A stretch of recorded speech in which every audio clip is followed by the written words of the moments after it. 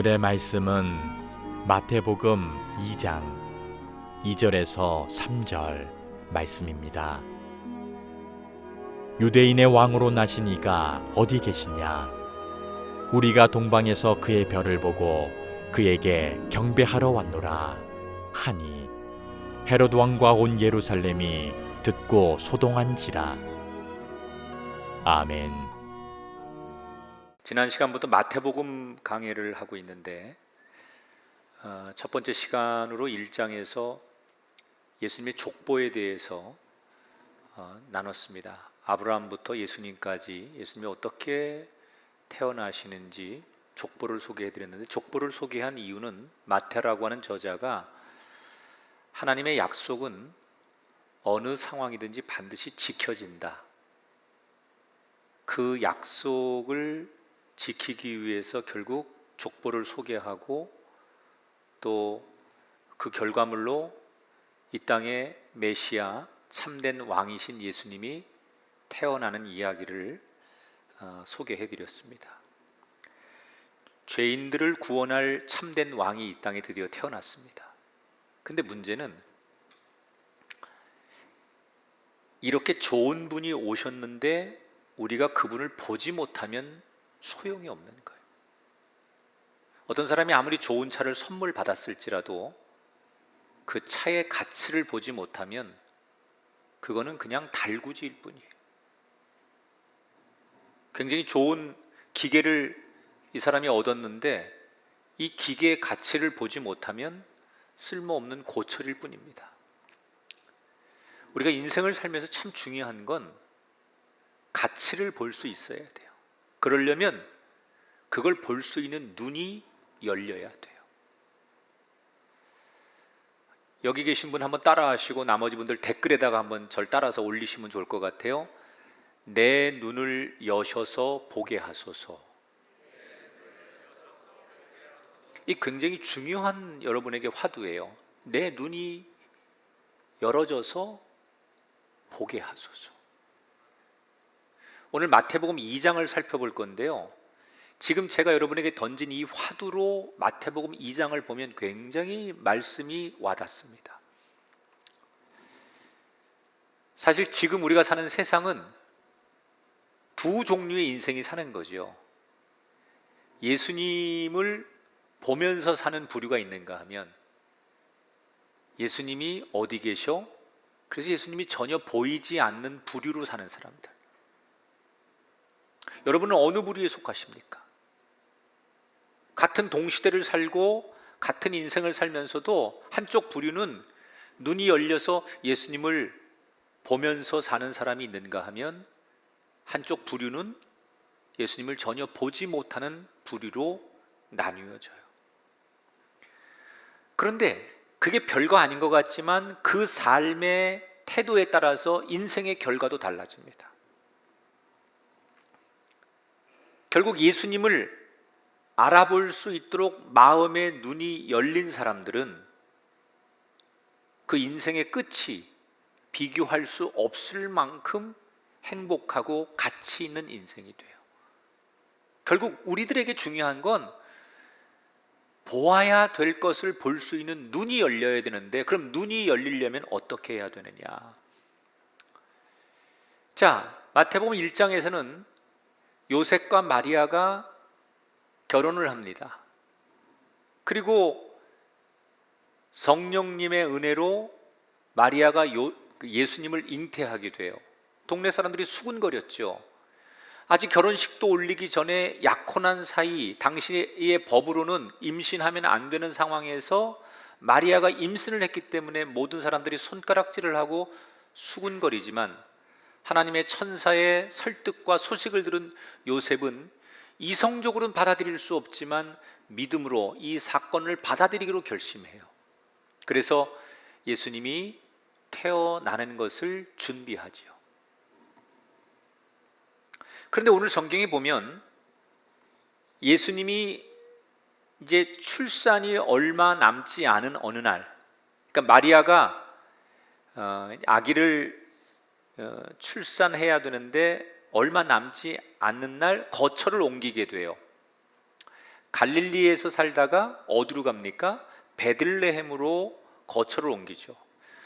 홀몸도 아니고 낯선 베들레헴으로 왜 출산을 앞두고 요셉과 마리아는 거처를 옮기게 된 걸까?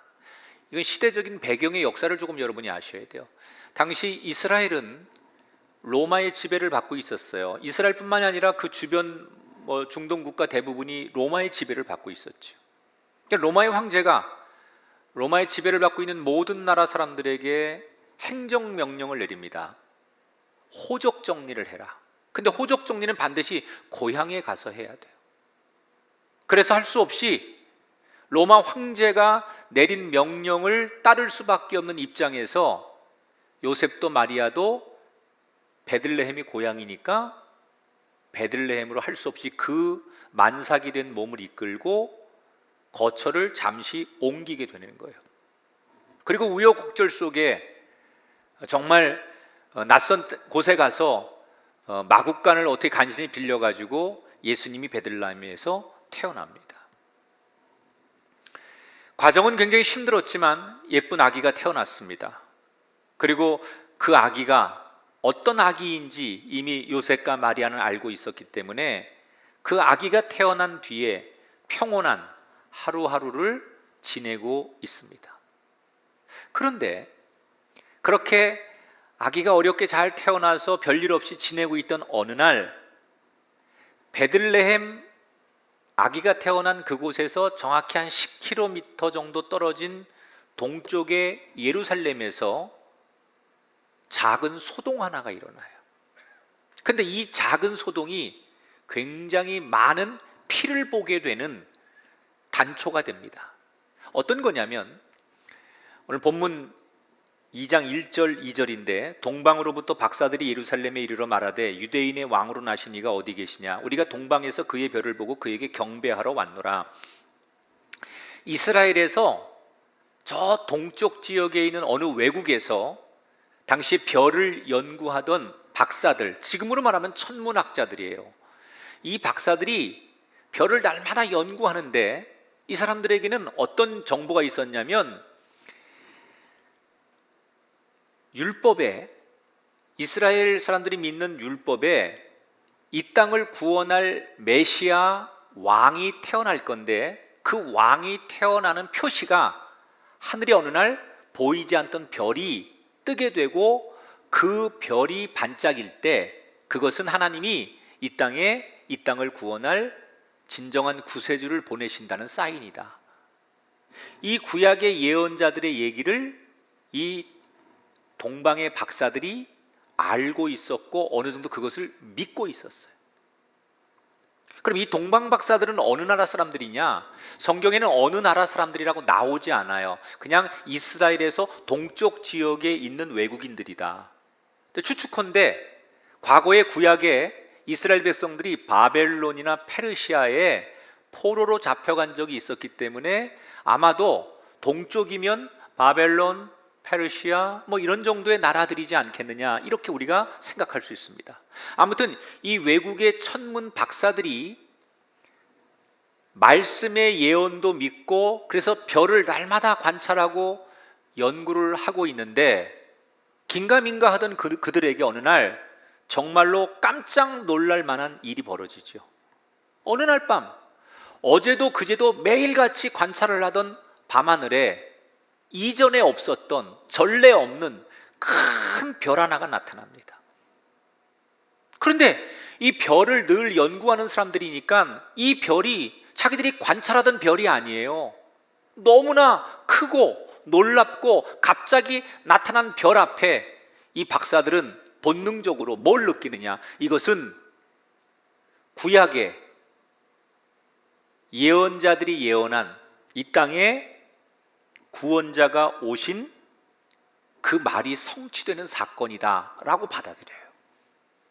그리고 곧바로 이걸 확인하기 위해서 짐을 꾸려서 그들은 마치 드론이 이렇게 움직이는 것처럼 별이 움직이는데 그 별을 따라서 계속 여행을 하는 거예요. 별이라는 것은 밤에만 뜨는 거니까 낮에는 별이 안 뜨니까 멈췄다가 다시 밤이 되면 그 별이 또 떠서 움직여서 아마도 적어도 몇 달을 그렇게 움직였을 거라는 생각이 들어요. 그렇게 별이 인도하는 대로 계속 이 외국의 박사들이 따라가는데 어느 날 이 별이 유대 땅 한 곳에 멈춰요. 거기는 어디냐? 예루살렘에 왕이 살고 있는 왕궁 위에 별이 멈추는 거예요. 자, 이 왕궁에 누가 살고 있느냐? 헤롯 왕이라고 살고 있는데 이 헤롯 왕은 로마의 황제가 유대 땅을 다스리라고 유대인 중에 한 명인 사람을 왕으로 세운 거예요. 그래서 유대인들에겐 왕이지만 이 왕이 로마 황제에 의해서 세워지기도 하고 없어지기도 하는 왕인데 아무튼 유대 땅에서는 절대 권력을 휘두르는 헤롯이라고 하는 사람이 왕으로 살고 있는 왕궁입니다. 그런데 별이 딱 그 왕궁 위에서 멈추는 거예요. 이 외국에서 온 박사들이 이론적으로 생각해 보는 거예요. 그렇지, 왕이 태어난다면 당연히 왕궁에서 태어나는 게 상식이지. 그래서 그들은 기쁜 마음으로 뛰어들어가 헤롯 왕을 만나서 자기들을 소개한 다음에 우리가 이 땅에 태어난 구원자, 진짜 왕이 태어난 것을 알고 여기까지 왔는데 그 왕이 이 왕궁에 있습니까? 태어난 아기가 여기에서 태어났습니까? 라고 물어요. 자, 우리가 그 왕을 만나고 경배하기 위해서 온 동방박사들이라는 소개와 함께 이 동방박사들을 만난 헤롯이라고 하는 왕은 너무나 당황스러운 거예요. 내가 왕인데, 지금 멀쩡하게 이 나라를 다스리고 있는 내가 왕인데 이 외국 사람들이 이 땅에 진정한 왕이 태어났다고 하면서 그 왕을 만나러 왔다는 거예요. 그러니까 얼마나 황당해요. 이건 정치적으로 해석을 하면 그 말들을 고지고대로 받아들이며 헤롯 입장에서는 그러면 내가 지금 왕인데 새로운 왕이 생겨서 내가 제거되고 나는 죽고 쫓겨나고 새로운 왕이 이 땅을 다스린다는 얘기 아니에요? 이건 헤롯의 입장에서는 쿠데타가 일어나는 거예요. 기분이 나빠요. 또 마음이 불안한 거예요.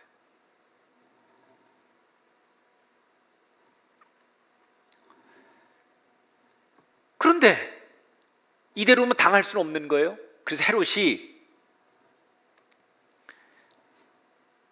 머리를 씁니다. 이 박사들을 이용해서 어떻게 하든지 이 땅에 저들이 말하는 새로운 왕이라고 한 아이가 태어난 것을 알아서 이것을 제거해야 되겠다. 자, 저는 이 장면에서 여러분들에게 이런 질문 하나 드려볼게요. 저는 좀 이 성경을 읽으면서 이게 이해가 안 됐어요. 어떤 거냐면 박사들을 예수님께 인도하는 게 별의 목표라면 별이 저 외국에서부터 동방 박사들에게 나타나서 그것이 결국은 예수님을 만나게 하는 길잡이였다면 그 별이 계속 이동해서 예수님이 있는 베들레헴까지 가면 되는데 왜 중간에 가다가 예루살렘의 헤롯 왕궁 위에서 이 별이 멈춘 걸까? 별의 목적은 이 동방 박사들 예수님께 인도하는 길잡이잖아요. 그런데 왜 중간에 멈춰서서 헤롯 왕에게 동방 박사들이 들어가게 만든 걸까? 저는 이 본문을 그냥 영적으로 제가 해석할 때는 하나님께서 이 헤롯에게 메시지를 주시는 거라고 생각해요. 헤롯은 비록 로마의 황제가 임명한 이스라엘의 왕이지만 절대 권력을 가지고 수십 년 동안 유대 땅을 통치했던 힘 있는 왕이에요. 사람들이 무서워해요. 역사의 증언에 의하면 이 헤롯 왕은 굉장히 잔인한 사람이고 폭군이에요. 정치력이 있어요. 그래서 자기 눈에 밟히는 사람은 아들도 죽이고 부인도 죽일 만큼 잔인하고 힘이 있고 절대 권력을 갖는 왕이에요. 그 사람들은 그를 왕이라고 부르면서 무서워합니다. 그런데 하나님이 지금 별을 앞세워 동방 박사들을 그들에게 보내서 헤롯에게 진짜 왕이 나셨다는 소식을 전하는 이유는 뭐냐? 너는 사람들이 왕이라고 부르지만 너의 본질은 가짜 왕이라는 거예요. 지난 수십 년 동안 네가 왕으로서 절대 권력을 가지고 이 땅을 통치해야 하고 군림했지만 사실은 네가 진짜 왕이 아니라 이 땅을 통치하고 다스리고 이 땅을 온전하게 인도할 진짜 왕은 따로 있다는 것을 헤롯에게 알려주려고 하는 메시지를 주는 거예요. 아, 내가 진짜가 아니구나. 이 땅을 다스리는 왕으로 정말 우리가 추앙을 받고 왕으로 인정받을 대상은 따로 있구나라는 것을 헤롯이 알게끔 하고, 그래서 헤롯도 진짜 왕에게 무릎 꿇고 경배하는 인생이 되기를 원한다라고 하는 하나님의 메시지가 여기에 숨어 있는 거예요. 그런데 헤롯은 그런 하나님의 메시지 의도와 상관없이 앞에서 말씀드린 대로 내가 왕인데 나 위에 또 다른 왕이 존재한다는 것을 견디지 못해요. 내가 가짜 왕이라는 것을 인정하지 않아요. 여러분, 이 세상에 진짜 왕은 누굽니까? 하나님이십니다. 역사를 주관하는 진짜의 주인은 누구십니까? 하나님이십니다. 이 땅을 통치하고 다스리는 것은 재벌들이나 여러분 힘 있는 사람들이나 정치권이 아닙니다. 이 땅을 다스리고 지배하고 이끌어가는 진짜 왕과 주인은 하나님이신 것을 인정하시기 바랍니다. 그런데 사람들은 이걸 인정하려고 안 하죠. 진짜 왕이 등장하면 가짜 왕의 존재가 드러나게 돼 있어요. 헤롯은 인정하고 싶지 않았고 숨기고 싶었어요. 그래서 연극을 합니다. 박사들을 진정시킨 다음 내가 알아보겠다고 하고 그 궁궐에서 왕궁에서 자기를 돕는 종교 지도자들, 서기관들, 대제사장들을 급하게 불러서 그들에게 질문을 해요. 자, 이 땅에 메시아가 태어나면 거기가 어디일 것 같냐? 너희들은 구약의 율법을 공부한 사람들이고 구약의 예언자들이 한 얘기를 다 알고 있으니 이 땅에 구약의 예언대로 메시아가 태어난다면 그곳이 어디일 것 같느냐라고 물어요. 이때 종교 지도자들이 이 헤롯 왕에게 거침없이 막힘없이 대답합니다. 미가서 5장 2절을 예를 들어서 미가라고 하는 선지자가 예수님 태어나기 700년 전에 이사야와 함께 활동하던 남한국 유다의 예언자인데 이분이 뭐라고 얘기를 했느냐? 이 땅의 메시아가 베들레헴에 태어날 거라고 700년 전에 예언한 얘기를 왕에게 들려주는 거예요.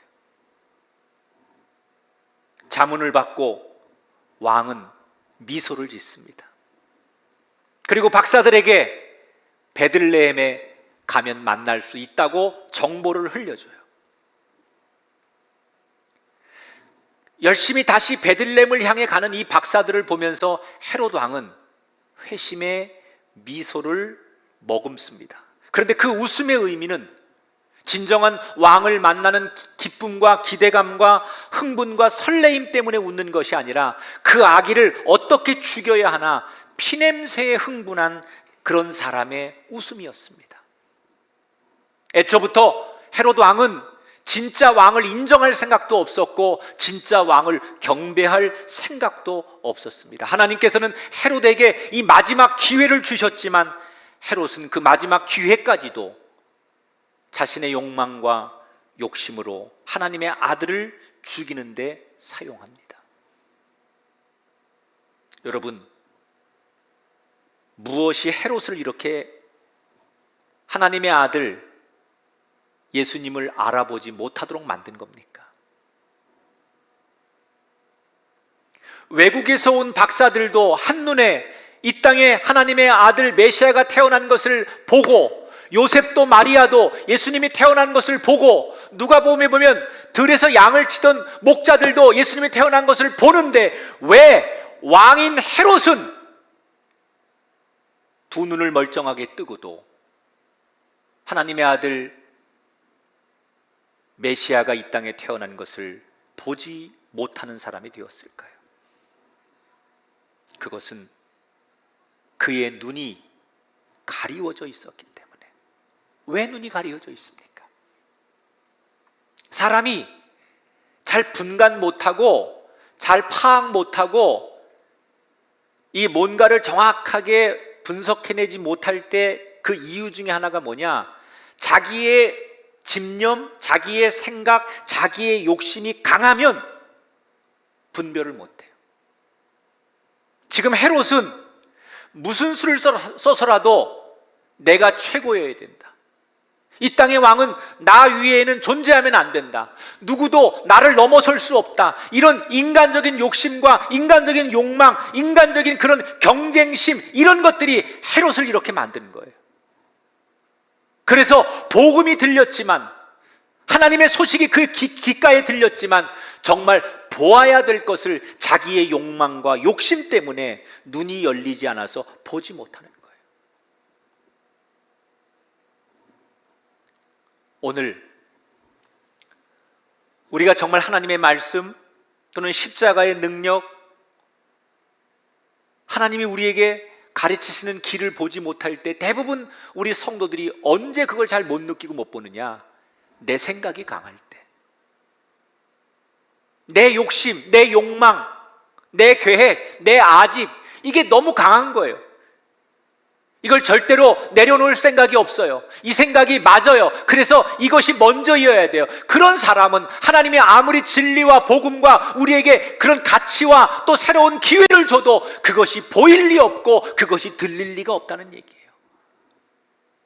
욕망이 눈을 가리우면 진정으로 보아야 될 것을 보지 못한다는 거예요. 지금 헤롯은 불과 10km 앞에 참된 왕이신 메시아가 있음에도 불구하고 이방인들조차도 알고 있는, 그들조차도 보고 있는 이 메시아를, 유대 땅에 살고 있는 헤롯 왕은 욕망의 눈이 가리워져서 보지 못하고 있다는 거예요. 이건 헤롯 왕만의 문제는 아니에요. 여러분, 사울이 왜 비참한 신세가 되었습니까? 그가 불순종하고 악령이 들어서 그렇습니까? 물론 표면적으로는 그렇지만 본질적으로 사울은 내가 하나님보다 더 잘나야 된다는 욕망이 그로 하여금 하나님을 보지 못하게 만드는 거예요.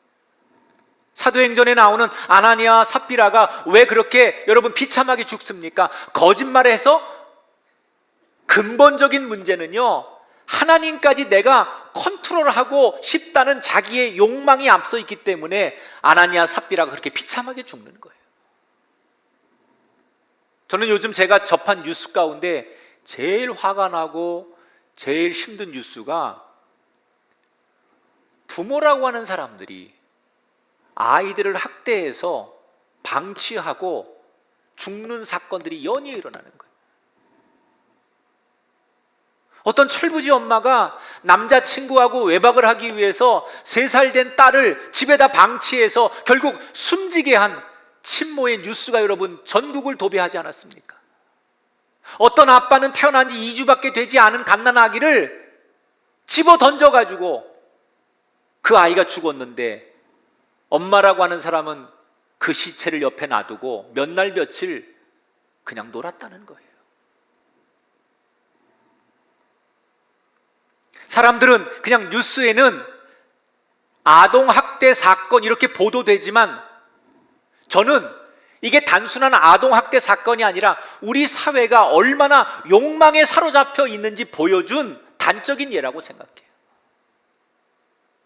부모라고 하는 사람들이 내 욕망, 내 본능을 위해서라면 신앙도 필요 없고 생명도 필요 없고 자식도 필요 없고 뭐든지 해도 된다라고 하는 영적인 이런 그 회의도가, 영적으로 무너진 회의가 완전히 노골적으로 지금 이제 터져서 온 세상에 드러나는 사건들 아닙니까?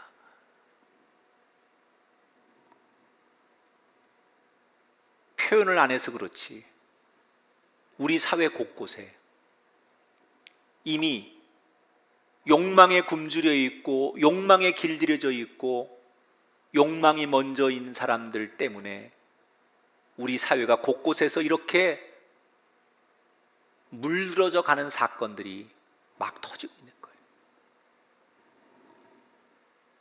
오늘 우리는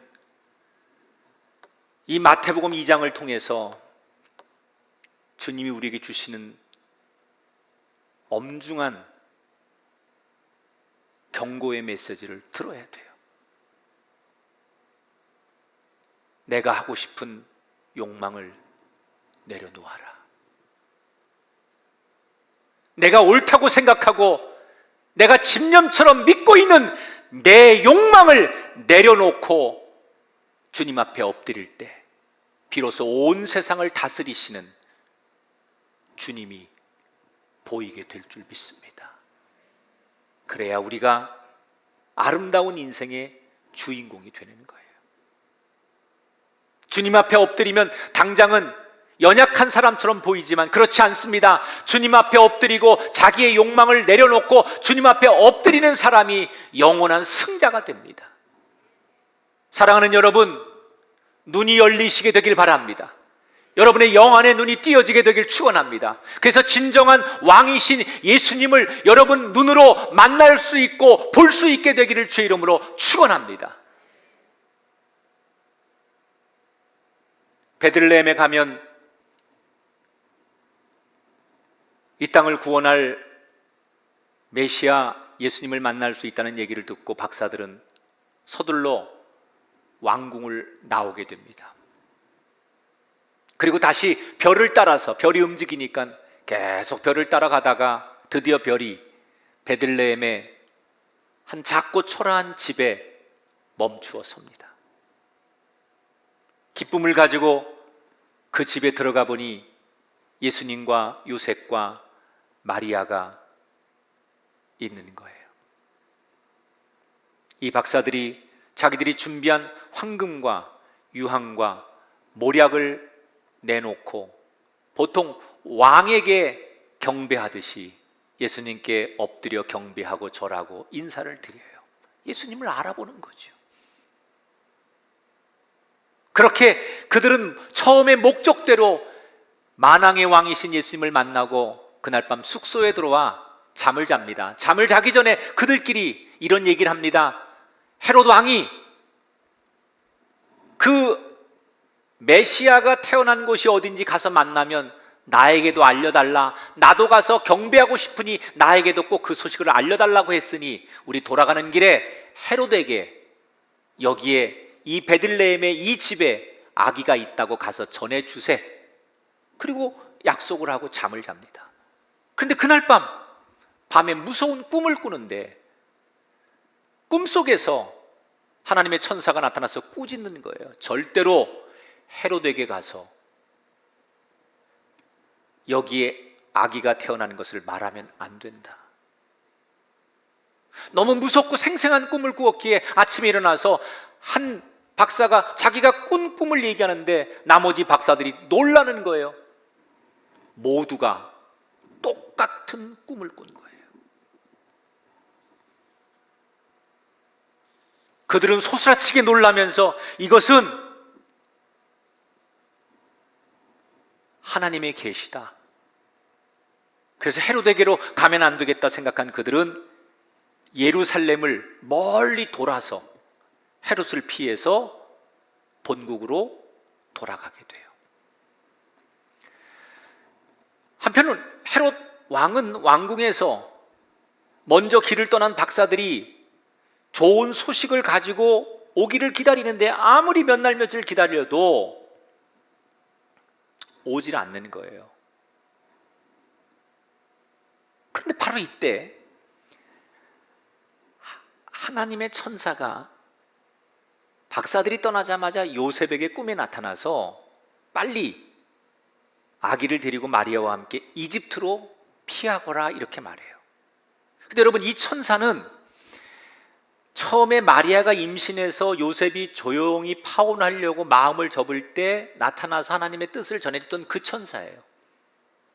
동일한 천사가 또 나타나요. 나중에 이집트에서 이스라엘로 돌아올 때 다시 안내하던 천사가 나타나는데 그 천사가 동일한 천사예요. 하나님이 보내신 동일한 천사가 계속 요셉에게 나타나서 그때마다 요셉에게 하나님의 뜻을 전해주는 거예요. 헤롯이 박사들이 도망간 걸 알고 그 분노를 이기지 못해서 베들레헴 근처에 2살 이하의 남자아이들을 모조리 죽이라고 명령을 내릴 것을 미리 하나님의 천사가 요셉에게 알려주면서 이집트로 떠나라고 해요. 베들레헴에서 이집트는 한 130km 정도 돼요. 여러분, 2000년 전에, 지금도 130km면 적은 거리가 아닌데요, 2000년 전에 그 길은 정말 길도 없고 도구도 없는 그 갓 태어난 아기와 산모를 데리고서 그 먼 길을 간다는 건 굉장히 고통스러운 거지만 하나님의 인도하심 따라 그들은 안전하게 이집트에 가서 사람들의 도움을 받아서 거기서 잘 어느 정도 정착을 해요.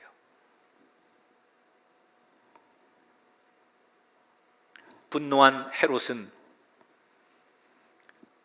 예수님을 잡아서 죽여야 된다는 욕망에 눈이 멀어 조금 전에 말씀드린 대로 군사를 동원해서 베들레헴 지역에 2살 이하 된 남자아이는 집집마다 수색을 해서 다 죽여라. 이게 2살이라는 것은 만 2살이 아니에요. 우리나라로 말하면 한 돌 정도 내외된 아이를 얘기하는 거예요. 그러니까 동방박사들이 처음에 몇 달 전에 저기서 별을 보고 이 땅에 메시아가 태어난다라는 것을 보고 계속 몇 달을 걸어오고 또 동방박사들이 돌아간 거를 계산하고 그러면 얼추 이 헤롯 왕 생각에는 이 정도 나이쯤 된 아이들 중에 예수님이 있을 거라고 생각을 하는 거예요. 그래서 2살 이하의 남자아이를 다 무조건 죽이라고 명령을 내립니다. 그래서 많은 남자아이들이 당시에 죽임을 당해요. 근데 여러분, 베들레헴이라고 하는 이 동네가 큰 동네가 아니에요. 베들레헴은 여러분 익숙하죠? 이거 다윗의 고향이에요. 그래서 우리 생각에는 베들레헴이 예루살렘처럼 굉장히 큰 도시라고 생각하는데 사실은 역사적 문헌에 보면 이 당시에 베들레헴은 한 1000명 정도의 인구가 있었을 것이다. 그러면 막 아기가 태어나서 2살이 안 된 아기를 가지고 있는 가정의 그런 그 숫자를 대략 이렇게 확률적으로 통계적으로 분류를 하면 한 1000명 정도 인구가 베들레헴에 살았고 아기를 낳을 수 있는 가정, 그 중에 여자아이가 아니고 남자아이인데 2살 이하 이렇게 따지면 적게는 10명에서 많게는 한 3, 40명 정도 되는 아이들이 그 대상에 있었을 것이다. 정확히 몇 명인지는 모르지만 헤롯 왕의 포악함 때문에 죄 없는 어린 아기들이 다 죽게 돼요.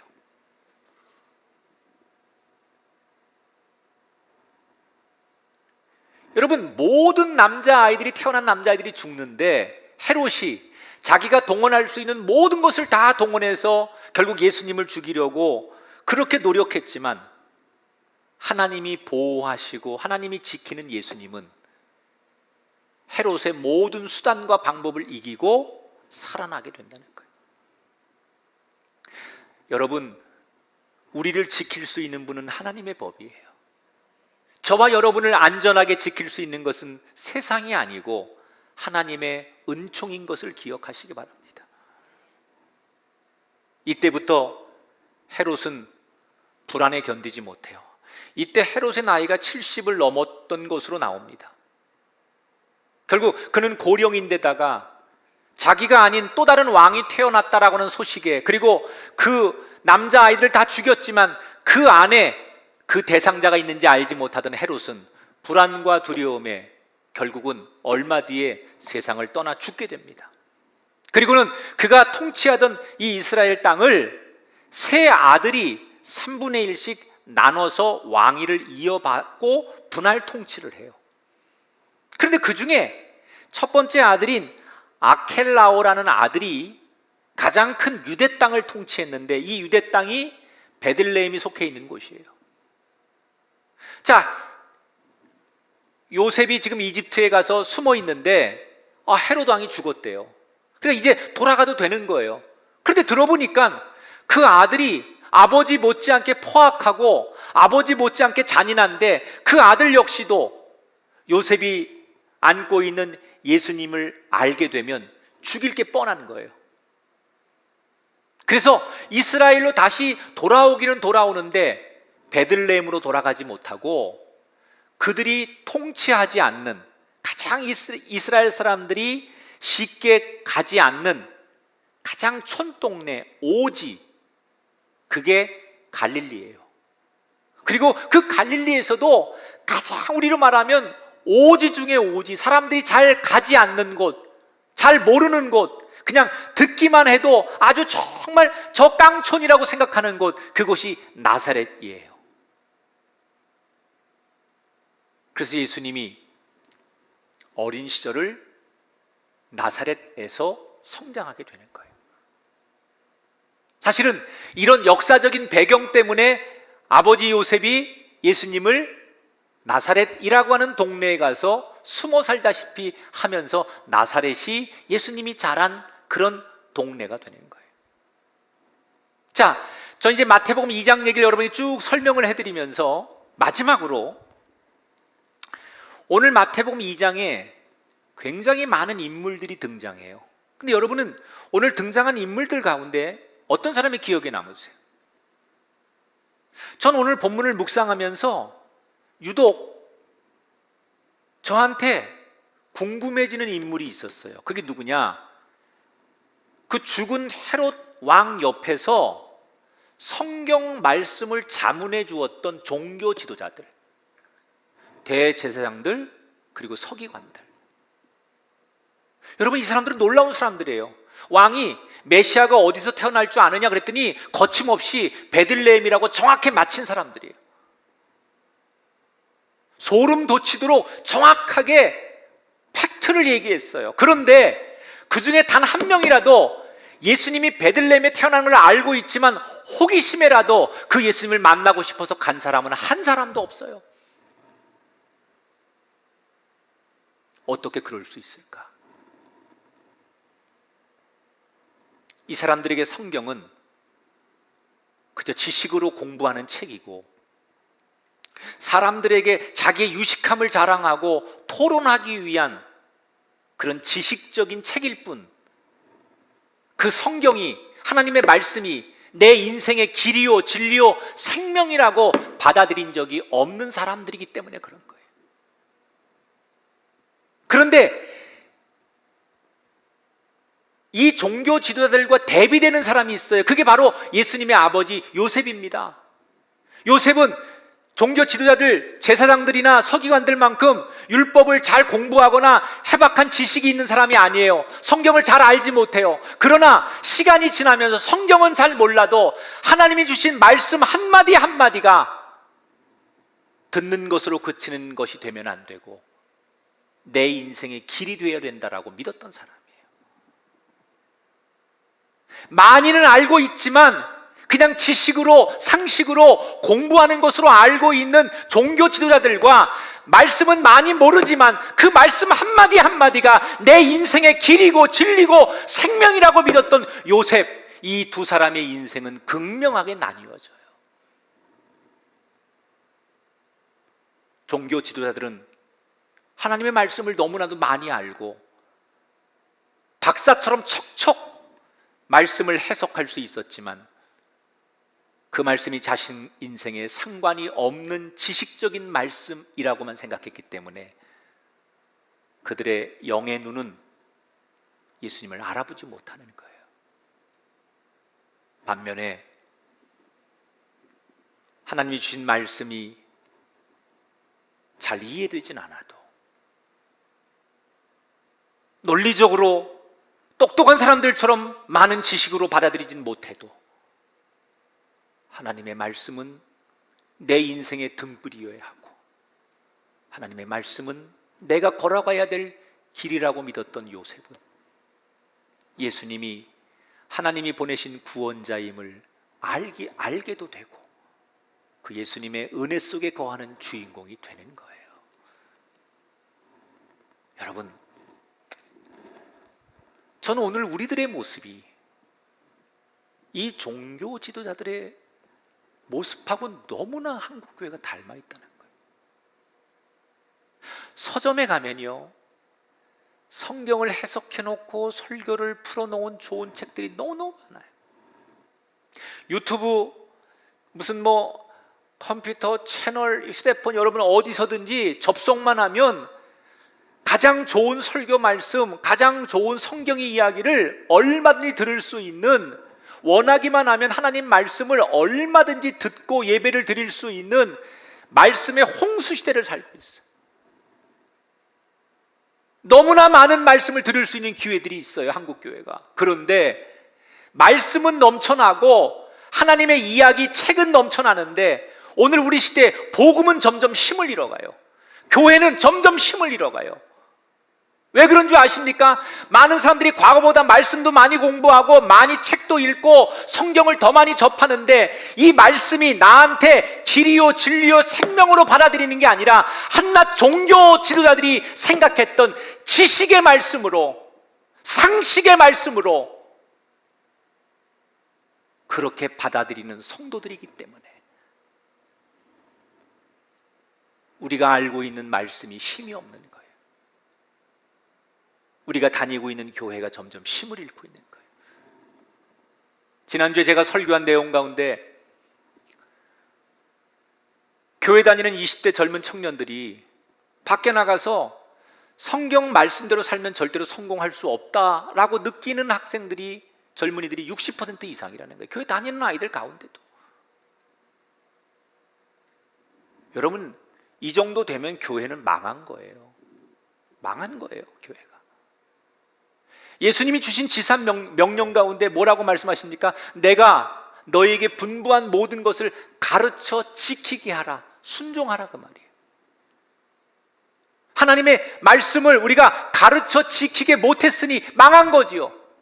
지금 복음이 힘이 없고 십자가의 능력이 힘이 나타나지 않고 교회가 힘이 없는 것은 그 자체가 무능하기 때문이 아니라 말씀이 나의 길이 되고 삶이 되고 내 인생의 등불이 되어서 내 눈이 열려서 예수님을 만나지 못하기 때문에 복음이 힘을 잃는 거예요.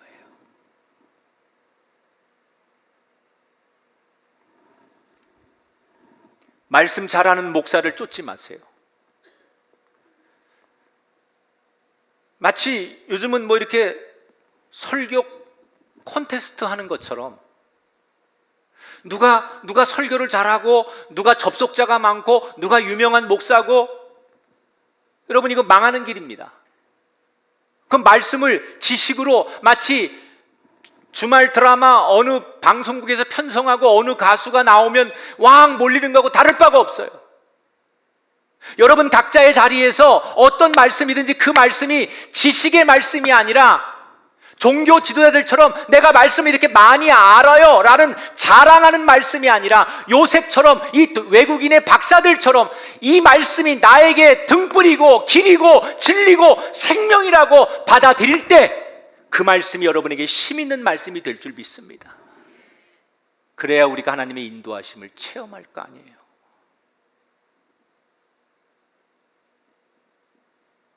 말씀을 많이 아는 것으로 만족하지 말고 잘 몰라도 그 말씀 한 말씀 한 말씀이 내 인생의 길이라고 믿고 그 말씀을 쫓아가는 여러분에게 눈이 열려 진정한 왕을 따르는 참된 그리스도인, 예수님의 제자들, 걸어도 지치지 않는 능력의 증인들이 되시기를 주님의 이름으로 축원드립니다. 영상을 보겠습니다.